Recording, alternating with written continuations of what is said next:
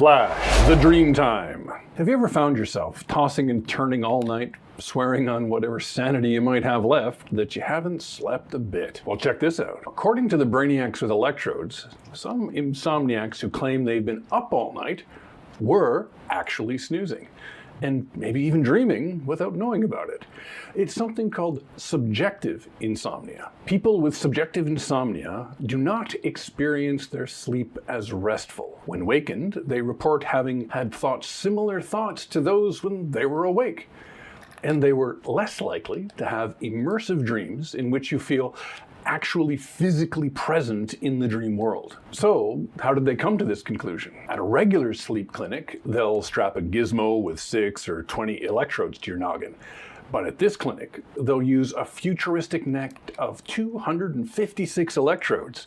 And these bad boys show that even the restless might be actually catching some Z's. But here's the kicker, folks. Those with what they call subjective insomnia might be dreaming about adding lettuce to their shopping lists or what they're going to do tomorrow, instead of the usual immersive dreams of, like frolicking in hyperspace with unicorns. No immersive dreams, no feeling of rest, just staring at the inside of your eyelids, counting your breaths. And maybe during that time, you might have actually been asleep, dreaming that you're counting your breaths. Holy crap. But wait, there's more. This wonky sleep pattern might be linked to larger problems like PTSD and anxiety. Bad sleep might just be making your bad days worse, trapping folks in a not-so-merry merry-go-round. Can't sleep deeply? Well, you might be at risk for feeling worse after trauma. If two people experienced the same level of trauma, a good sleeper is probably less likely to develop PTSD than somebody with disturbed sleep. And how do they plan to fix this nighttime nuisance? Perhaps a pinch of beta blockers or a sprinkle of breath work, yoga, qigong. Until the cure hits the shelves, maybe just knowing that their sleep isn't as absent as they thought might give some insomniacs a bit of nighttime peace. Flash, Mars. Turns out Mars isn't just a lifeless, dusty ball of mysteries. It's a frozen one, too. In other words, researchers have just found water in the form of frost on Mars' highest volcanoes in the Tharsis region. Water ice clouds and water vapor have been detected above the Tharsis volcanic province, suggesting the active exchange of water between regolith and the atmosphere. Bluish deposits appear on the caldera floor and rim in the morning during the colder Martian season, but are not present by afternoon. This isn't your run-of-the-mill Martian dust we're talking about here, no.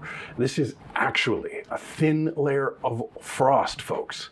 As thin as a human hair, but still there. We thought it was improbable for frost to form around Mars's equator, as the mix of sunshine and thin atmosphere keeps the temperatures during the day relatively high at both the surface and the mountaintop. Unlike what we see on Earth, where you might expect to see frosty peaks. Now, I hear you asking, Bram, why should we care about a little frost? That's a very good question, because this cold discovery has just shattered the long-standing view of Martian climate and nudged the door wide open in the hunt for life on the red planet. Why? Because water is the stuff of life. Where there's water, there's usually simple life, and the systems to support it. Lead author Dr. Pascal Lee, planetary scientist with the SETI Institute and the Mars Institute, check out the big brain on that guy, said, the combined giant volcano and possible glacier ice discovery is significant, as it points to an exciting new location to study Mars's geological evolution through time, search for life, and explore with robots and humans in the future. So my question is this. If water exists now, isn't it also possible that water was existing at some point in the planet's history? Maybe even abundantly, raising the possibility for complex life, i.e. Martians?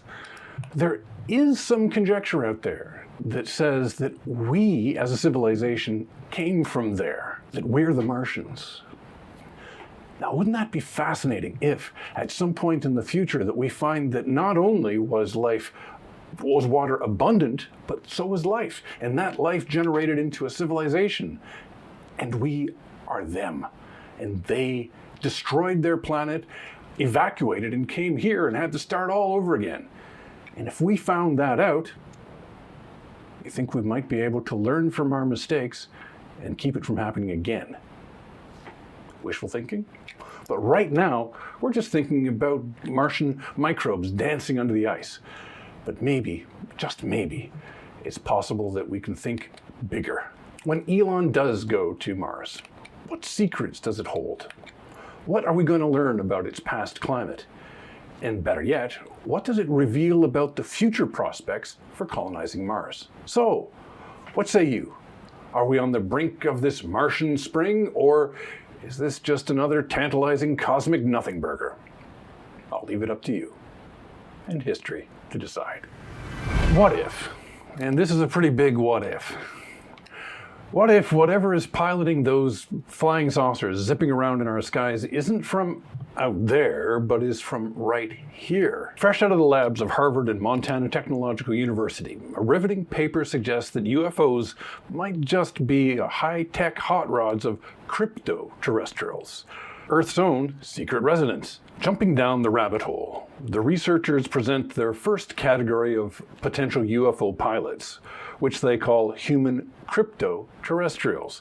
Basically, a technologically advanced ancient human civilization that was largely destroyed a long time ago, for example, by a flood, but continued to exist in some remnant form. Wait a minute.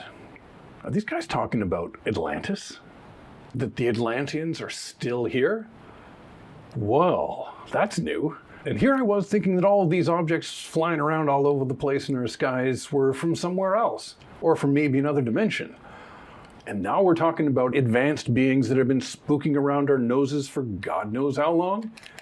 Lurking in the caverns and the depths of the oceans, in the places deep within the earth, maybe even moon craters, watching, waiting. The possible implications?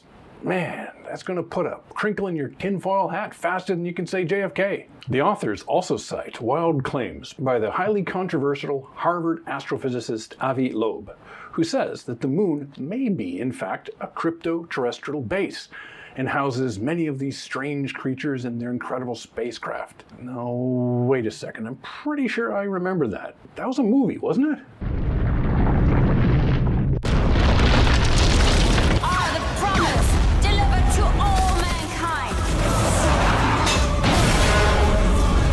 But is it possible? Me?